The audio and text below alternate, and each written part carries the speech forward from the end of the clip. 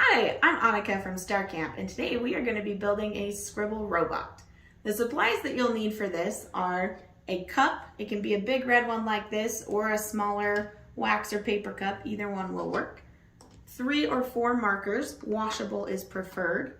Some tape, a small motor. This is just a little AC/DC motor, very similar to the one you find in your own electric toothbrush. And some batteries. We like to put our batteries in a little holder. It's not necessary if you also have electrical tape. The first step is you're going to secure your batteries into your holder. We put them in, make sure you're following the plus and minus signs, and flip the switch up. This will disconnect the batteries from working so you don't accidentally electrocute yourself or set your motor off early. You're going to find your motor, and we're going to attach our red sides to red and black to black. We made sure that enough wire was exposed that we could twist them around each other and make a really good solid connection. Now you have a motor attached to batteries.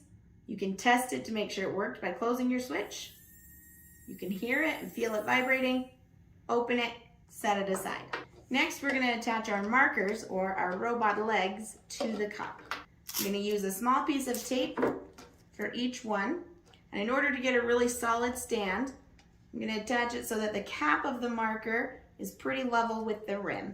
It doesn't have to be exact, but that way I know that the tip of the marker will be lower than the cup itself when I take the cap off. I'm using 4 markers on mine, so I'm going to try to space them evenly. You also want to make sure that the markers are at the same height. If you're uneven when you tape them, you may only have 3 of your legs touching the paper. And now you have a robot that will stand up on a paper.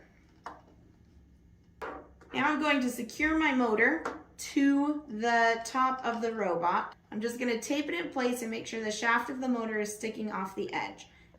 Now if I were to turn this on now, close my switch, the motor's working, but nothing is happening with the robot because it's all balanced. So we want to throw our motor off balance.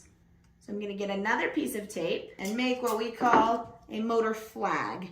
How you size it and place it will determine how your robot vibrates. So this is where you get to have a little bit of fun. You might have to experiment a little bit. As my motor rotates, it's going to meet some resistance as my tape hits the motor. We'll take our caps off and see if our flag is creating enough vibration that it will move. Now I have a robot that will draw for me. Be sure to share your Scribble Robot art with us using the hashtag StarCampAtHome.